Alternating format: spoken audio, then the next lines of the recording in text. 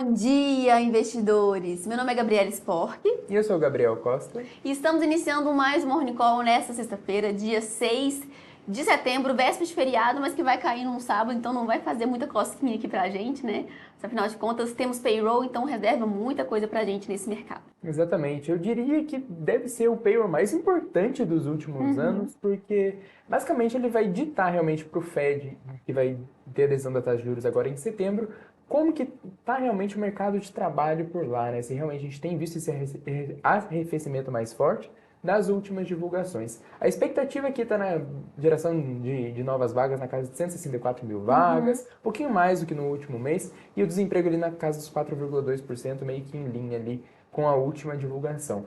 Qualquer movimentação nesse número, a gente pode ter uma surpresa aqui, a gente pode ter o mercado indo mais para alto, mais para baixo, de uma maneira mais relevante aqui, e uma reprecificação das expectativas quanto a esse possível corte de juros do Fed em setembro. Lembrando que hoje a gente está meio 60-40, meio dividido aqui, majoritariamente aqui o mercado olhando para um corte de 25 pontos base pelo Fed agora em setembro, mas isso pode mudar bastante. Sim. Dependendo dos dados do payroll, se a gente vê uma maior fraqueza econômica, o mercado pode interpretar que o Fed deverá fazer um corte mais intenso aqui para realmente compensar esse mercado de trabalho. Lembrando que nessa semana a gente teve o ADP e o JOLTS também, que vieram um pouco abaixo do esperado, mostrando ali que esse arrefecimento continua.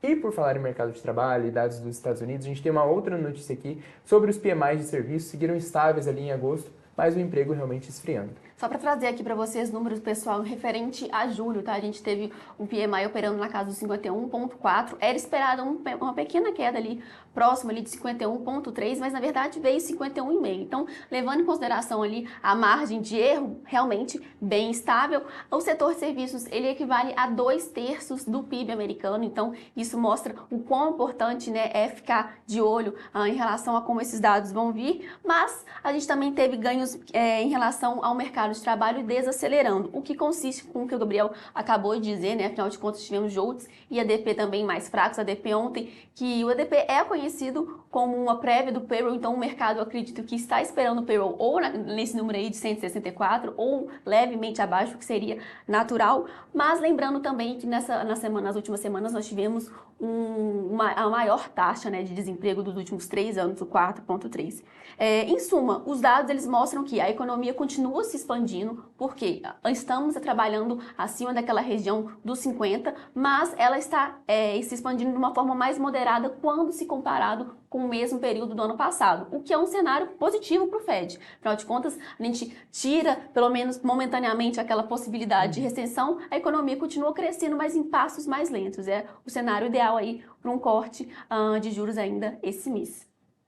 E agora falando um pouquinho de zona do euro, né? Afinal de contas, cresceu menos que o esperado pelo segundo trimestre consecutivo. Veio um pouco abaixo ali das expectativas, avanço de 0,2%, enquanto era esperado um avanço de 0,3%. Também é uma desaceleração frente ao primeiro trimestre, que foi de 0,3%.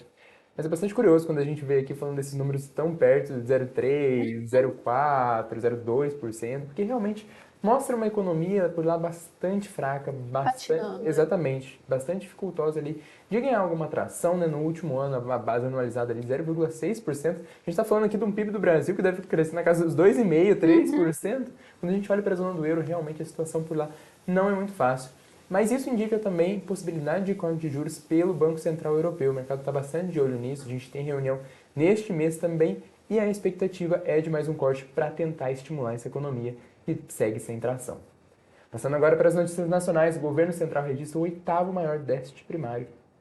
A gente teve ontem, então, a divulgação da nossa balança comercial, acabou aí que a gente teve um valor de déficit de 9,3 bi em junho, tá, pessoal? Esses dados levam em conta em relação ao Tesouro Nacional, Previdência Privada e também dados do Banco Central, excluindo as despesas com dívida pública. No acumulado, nós temos, até julho desse ano, nós temos aí um déficit de mais ou menos 78 bi. Lembrando que a meta para esse ano era um déficit zero, com uma margem, vamos dizer assim, de erro, que o governo poderia trabalhar de 0,25 para cima ou para baixo. Atualmente, o governo já trabalha com esse 0,25 para baixo, que hoje equivale ali a quase 29 bi. Se a gente levar em consideração, né, aquele contingenciamento que o governo anunciou no mês de julho, que ele vai começar a fazer, então provavelmente devemos fechar o ano de 2024 com 0,25 aí, negativos em relação ao PIB da meta do governo.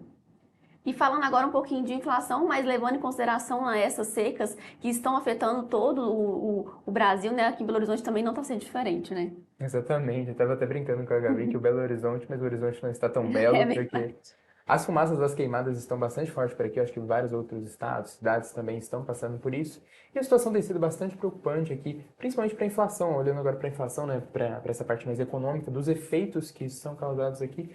Uma coisa que a gente não percebe tanto, mas esse número de queimadas pode gerar um peso bastante grande no bolso das pessoas, porque a produção agrícola é muito afetada por isso, né? Então, por exemplo, a produção de etanol já é uma expectativa de cana-de-açúcar, perdão, a expectativa já é de uma redução de 2% de toda a área plantada por conta dessas queimadas, o que pode gerar aqui um peso no bolso realmente, principalmente nessa parte de alimentação, né, que tem um peso muito grande ali no IPCA também. Outro fator aqui é a conta de energia elétrica, que a gente já comentou por aqui também, que deve ficar mais cara, a ANEEL ali, avaliando a bandeira vermelha, né, a tarifa 1, não é a mais cara, mas já deixa a conta de luz mais cara e deve gerar uma pressão inflacionária aqui, fato que vai ser acompanhado ali de perto pelo Banco Central na condução da política monetária.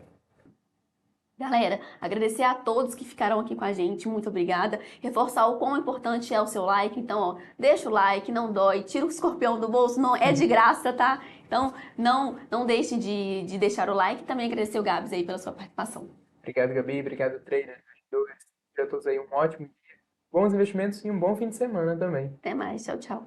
Toro Investimentos, uma empresa do Grupo Santander.